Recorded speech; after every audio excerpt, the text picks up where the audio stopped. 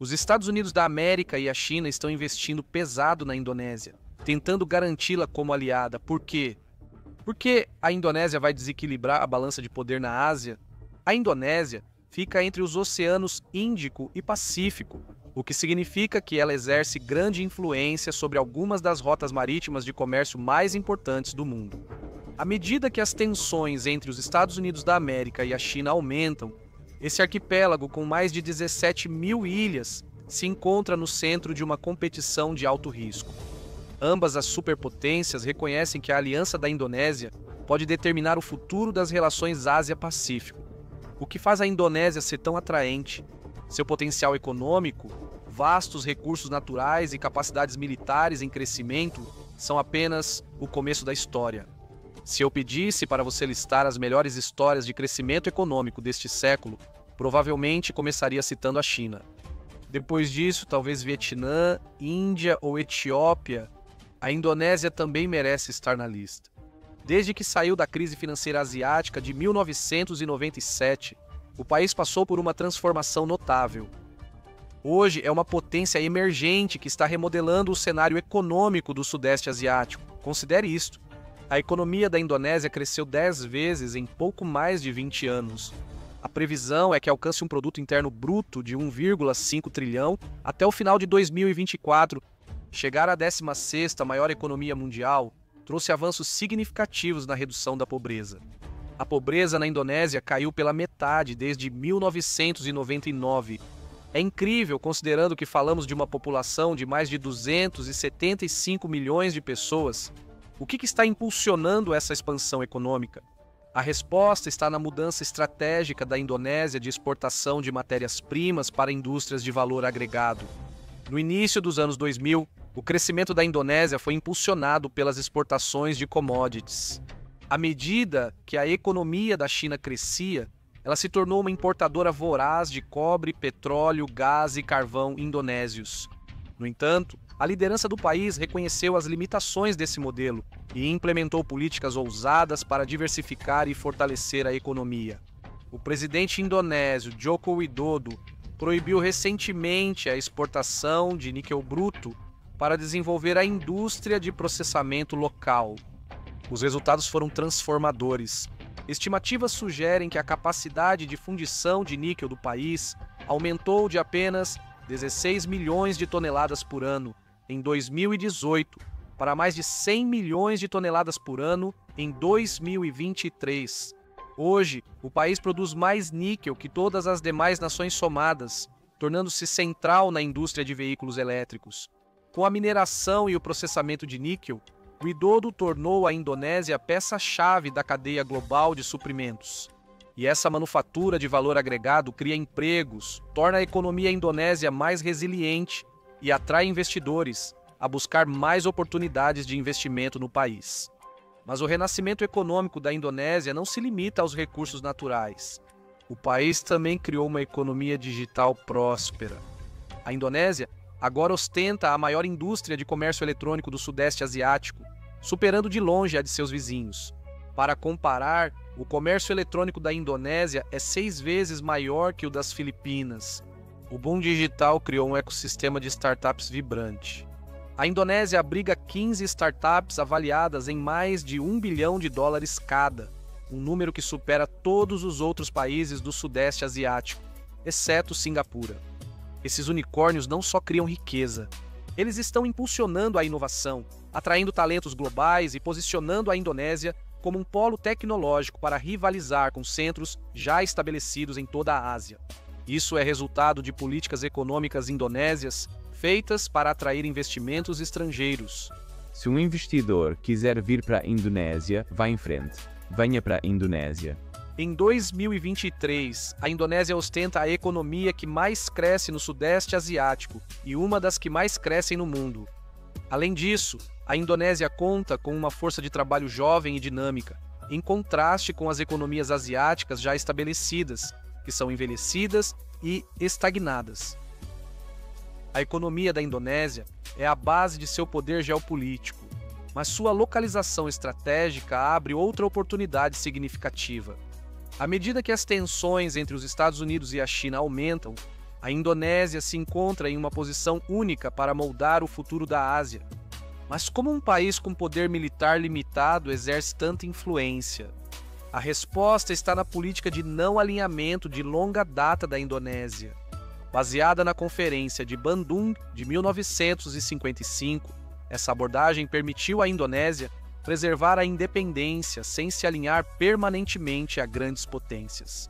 Na Guerra Fria, a Indonésia habilmente negociou com Estados Unidos da América e União Soviética, obtendo ajuda militar e econômica sem se comprometer com nenhum dos lados. No mundo multipolar atual, a Indonésia segue fazendo esse delicado jogo de equilíbrio. A nação se relaciona tanto com os Estados Unidos quanto com a China, extraindo benefícios de ambos enquanto mantém sua autonomia. Ao mesmo tempo, a Indonésia expandiu seus exercícios militares conjuntos anuais, Garuda Shield, para incluir soldados de mais 12 países, incluindo Austrália e Japão. Essa iniciativa mostra o compromisso da Indonésia com ampla cooperação militar, sem se alinhar a uma única potência. Essa política de não alinhamento não torna o país passivo em assuntos regionais. Quando se trata de disputas territoriais, a Indonésia demonstrou disposição para manter sua posição. A nação recusou a oferta da China para negociar fronteiras marítimas e realizou exercícios militares próximos às Ilhas Natuna, sinalizando resistência às reivindicações territoriais chinesas. A China ainda é um importante parceiro econômico, sendo a segunda maior fonte de investimento estrangeiro direto e destaque em projetos de infraestrutura na Indonésia. Desde 2013, a China intensificou seu foco nos países da Associação das Nações do Sudeste Asiático, incluindo a Indonésia, por meio de investimentos massivos como parte da iniciativa do Cinturão e Rota. Para a Indonésia, isso significou financiamento para a ferrovia de alta velocidade Jakarta-Bandung, o Parque Industrial de Morowali e a expansão de vários portos indonésios. Apesar das condições do financiamento, a Indonésia superou em grande parte suas dívidas, algo raro entre países que recebem empréstimos da iniciativa do Cinturão e Rota. Atualmente, a Indonésia movimenta mais de 130 bilhões de dólares por ano em comércio com a China, quase o dobro do valor quando Joko Widodo assumiu a presidência. Mas a Indonésia ainda pode obter concessões de seu parceiro devido à importância do níquel para a indústria de veículos elétricos da China e ao valor estratégico da Indonésia em termos geográficos. Como a Indonésia é o país que conecta os oceanos Pacífico e Índico, aproximadamente 60% de todo o comércio marítimo passa pelas águas indonésias. Isso faz dela o país-chave na disputa por influência no hemisfério oriental. A estratégia dos Estados Unidos de um Indo-Pacífico livre e aberto envolve parcerias com o Japão, Índia e Austrália, e se tornaria inegável com a adição da quarta nação mais populosa do mundo. Destacamos investimentos da nova Rota da Seda da China, mas os Estados Unidos também têm sido parceiros benéficos. A Indonésia se beneficia do Sistema Geral de Preferências dos Estados Unidos, permitindo a entrada isenta de impostos de mais de 3.500 produtos indonésios no mercado americano. A Indonésia também faz parte do Programa Internacional de Educação e Treinamento Militar dos Estados Unidos, que ajudou a modernizar suas forças armadas. Com tensões crescentes no Mar do Sul da China e competição entre potências, a Indonésia moderniza discretamente suas forças armadas. Está se preparando para a guerra? Espero que não. Essa transformação militar é uma estratégia para torná-la uma ameaça crível e dissuadir potências estrangeiras de interferirem na vizinhança da Indonésia. Em 2023, o país aprovou um aumento de 20% no orçamento militar como parte do plano de força essencial mínima da Indonésia. Um dos pilares da estratégia indonésia é obter armamentos e equipamentos avançados de diversas fontes. Os esforços de modernização militar da Indonésia incluem a aquisição de 33 aeronaves de combate e 103 tanques de batalha Leopard 2 da Alemanha, além da compra de tanques Scorpion do Reino Unido. Essa diversificação de armamentos tem dois objetivos. Isso aumenta as capacidades militares da Indonésia, enquanto mantém a flexibilidade estratégica, refletindo sua política de não alinhamento. Ao adquirir C-130 e helicópteros de ataque dos Estados Unidos, mas mísseis e sistemas de mísseis da China, a Indonésia garante que nenhuma nação possa vetar seus planos de modernização ou impor limites ao seu poder. Essa estratégia realmente resulta em custos mais altos de manutenção e operação, mas a liderança indonésia avaliou que a perda de eficiência vale a pena pela independência estratégica. Nos últimos anos, os Estados Unidos realizaram mais de 100 exercícios militares com a Indonésia e treinaram milhares de seus oficiais. Também exportou mais de $1 bilhão em armas e equipamentos para o país para fortalecer ainda mais seus laços. Com aproximadamente 400 mil militares, a Indonésia possui uma das maiores forças armadas do Sudeste Asiático, e um exército grande e modernizado é essencial para o maior desafio de segurança da região: as disputas territoriais do Mar do Sul da China. Embora a Indonésia não seja uma das reivindicantes das áreas mais controversas do Mar do Sul da China, ela tem enfrentado pressão da China sobre as fronteiras marítimas próximas às Ilhas Natuna. Em uma demonstração de determinação, a Indonésia realizou exercícios militares próximos a essas ilhas em junho de 2020, pouco depois de recusar a oferta da China para negociar as fronteiras marítimas. A questão do Mar do Sul da China exemplifica o delicado equilíbrio que a Indonésia precisa manter em sua política externa. Enquanto mantém laços econômicos com a China, a Indonésia tem demonstrado disposição para se manter firme em questões de sua soberania. A postura se fortaleceu quando a Indonésia manteve o plano de transformar as Ilhas Natuna em zona econômica especial, apesar das exigências chinesas para parar de perfurar por petróleo e gás na região. Isso mostra como o poder duro da Indonésia acompanha seu desenvolvimento econômico. Ter um exército confiável permite ao país agir em benefício do seu povo. Há muitas pessoas na Indonésia. Com 277 milhões de habitantes, é o quarto país mais populoso do mundo. E o perfil demográfico do país é particularmente favorável para o crescimento econômico.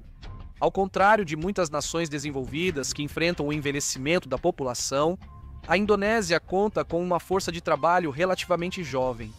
Esse bônus demográfico deve impulsionar a economia da Indonésia por pelo menos os próximos 50 anos, dando ao país uma vantagem significativa sobre países como o Japão e a Coreia do Sul, que enfrentam escassez de mão de obra e aumento dos custos sociais devido ao envelhecimento de suas populações. Enquanto isso, a Indonésia tem trabalhadores suficientes para atender à crescente demanda industrial. Isso deve transformar sua classe média em motor econômico, impulsionando o consumo e criando um mercado interno viável. Com mais indonésios na classe média, cresce a demanda por bens e serviços, impulsionando um ciclo de crescimento econômico autossustentável. O produto interno bruto per capita da Indonésia já é o dobro do da Índia, e ainda há um potencial considerável a ser alcançado. Para aproveitar plenamente seu bônus demográfico, o país está trabalhando para reformar seu sistema educacional, que fica atrás de muitos concorrentes regionais. Apenas cerca de 10% dos indonésios falam inglês, e continua sendo a língua de fato dos negócios internacionais. Essa barreira linguística pode limitar a integração da Indonésia à economia global e dificultar a atração de investimentos estrangeiros.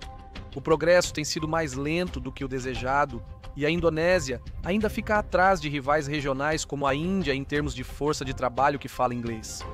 Mas a era da internet e da inteligência artificial pode reduzir essa desvantagem ao longo da década. No fim das contas, pouco impede a Indonésia de se tornar uma das 10 maiores economias do mundo. Agora, há alguns obstáculos que a Indonésia precisa superar. O primeiro é sua geografia. A população do país distribui-se por mais de 17 mil ilhas, o que torna o desenvolvimento nacional complexo e caro. Isso também torna a desigualdade entre os centros rurais e urbanos especialmente severa.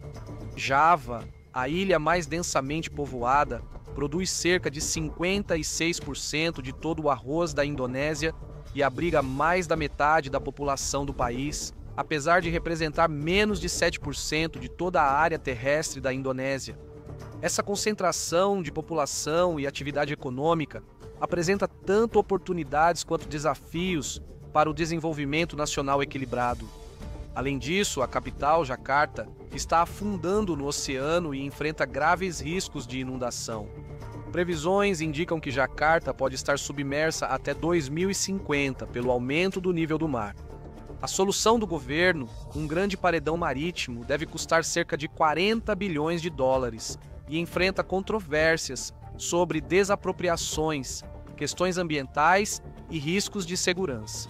Os líderes também consideraram transferir a capital para outra ilha, o que também custaria dezenas de bilhões de dólares e criaria um alvo para exploração e subornos. A corrupção continua a assolar o cenário político e econômico da Indonésia. Após fazer progressos significativos na luta contra a corrupção, chegando à metade superior do índice de percepção da corrupção da Transparência Internacional, em 2019, a Indonésia regrediu desde então. E tudo isso pode piorar com turbulências políticas internas. O presidente Joko Widodo está no fim do mandato, mas não demonstra interesse em ceder o poder tranquilamente. Ele faz campanha intensa para seu ministro da Defesa, Prabowo Subianto, na eleição de 2024. Além de um histórico de violações dos direitos humanos, Prabowo escolheu o filho de 36 anos de Widodo como seu candidato a vice-presidente. Essa manobra política aumenta a tensão sobre a democracia relativamente jovem e frágil da Indonésia. Widodo havia prometido anteriormente se abster de construir uma dinastia familiar. Mas isso parece ter sido apenas uma promessa de campanha vazia. O risco de retrocesso democrático é alto, como já ocorreu na Tailândia e nas Filipinas, outros países do Sudeste Asiático. A democracia na Indonésia ainda é vulnerável ao autoritarismo e ao populismo. A capacidade do país de enfrentar esses desafios políticos enquanto mantém seu crescimento econômico vai definir o quão bem-sucedido ele será na próxima década. Acredito que o crescimento econômico ele já integra a história da Indonésia. E eles também têm a vantagem de estarem afastados dos pontos de conflito mais prováveis no leste asiático, caso as tensões regionais aumentem. Em um cenário assim, a Indonésia teria a vantagem de poder reagir de forma calculada aos acontecimentos, em vez de precisar agir às pressas. E em questões de negociação, a capacidade de ser paciente geralmente resulta em maiores concessões. Seria prudente ficar de olho no crescimento contínuo da Indonésia e em como o país irá se posicionar nos próximos anos. Vou acompanhar de perto. Se gostou do vídeo, obrigado por assistir. Confira nosso outro vídeo sobre um país com uma enorme população muçulmana, o Paquistão,